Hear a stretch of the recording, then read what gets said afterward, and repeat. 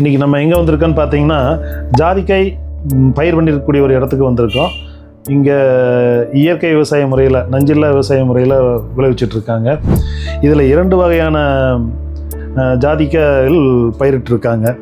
ஒன்று நேரோ லீஃபு, இன்னொன்று ரவுண்ட் லீஃபுங்க. பாருங்கள், இங்கே பாருங்கள், கொத்து கொத்தாக காய்ச்சிருக்கு பார்த்தீங்களா?